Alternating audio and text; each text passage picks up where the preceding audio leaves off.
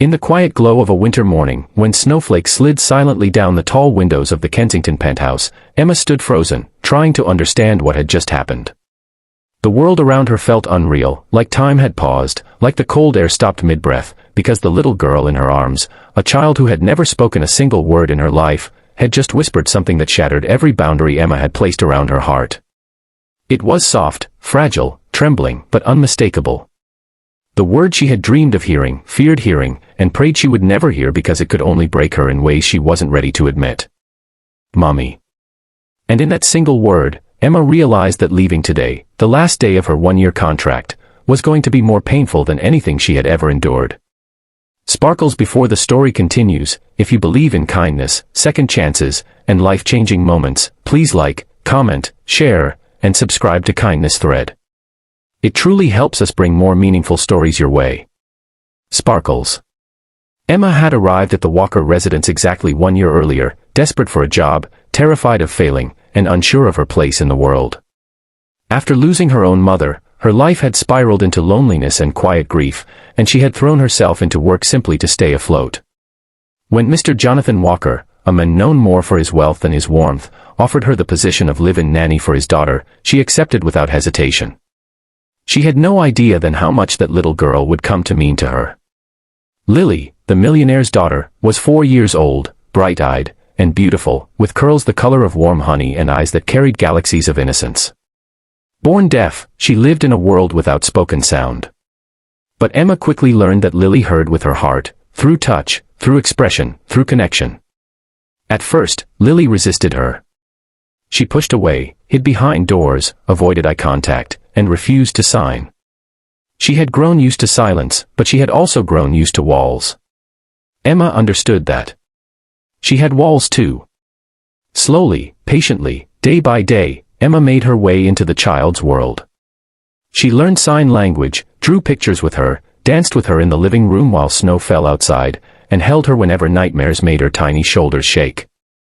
Lily learned to trust her in ways she trusted no one else, not even her own father, who loved her deeply but had buried himself in work and guilt after Lily's mother passed away.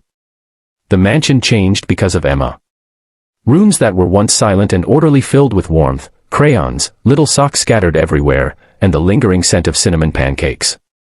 And with every passing week, Emma felt her heart stitching itself back together, though she never admitted it. Not even to herself. But the contract was always there. 1 year only. No extensions. No attachments.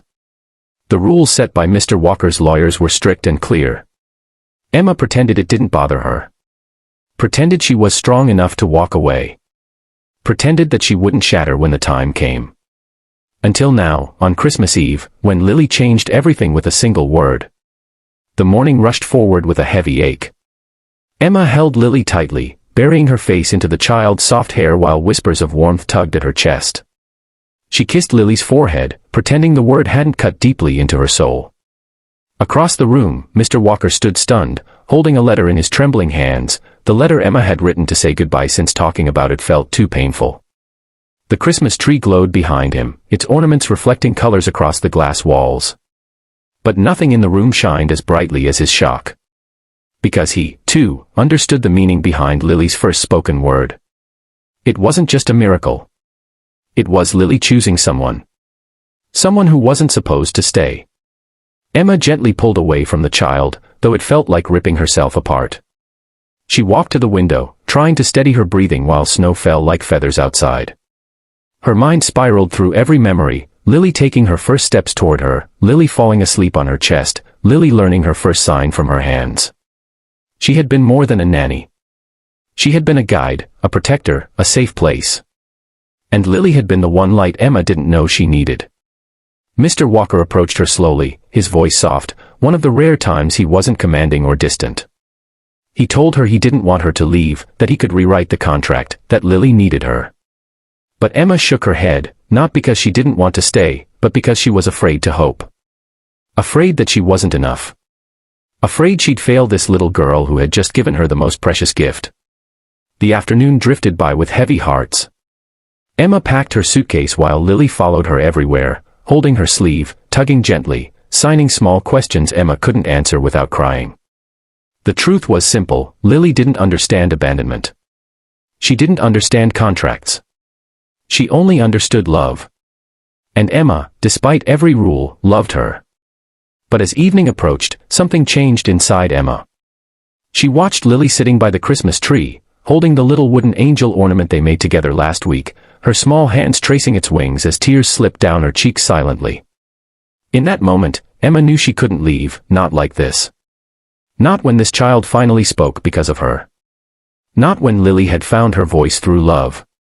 Emma knelt and gathered Lily in her arms, holding her close as the ache inside her heart softened into something warm and unwavering. And that's when Mr. Walker re-entered the room, not as a businessman, not as a millionaire, but as a father. He told Emma that Lily had never reacted to anyone like this before and that maybe some bonds weren't meant to be broken. He asked her to stay, not out of obligation, but because she was now family. The moment felt like a quiet miracle. Snow continued falling softly, the lights of the city flickering like 1,000 tiny blessings. And for the first time in years, Emma felt like she belonged somewhere. Sparkles, if this story touched your heart even a little, please remember to like, comment, share, and subscribe to Kindness Thread. It truly encourages us to create more meaningful stories for you. Sparkles. Before we end. Speech balloon special request, comment below, what was the most emotional moment for you in this story?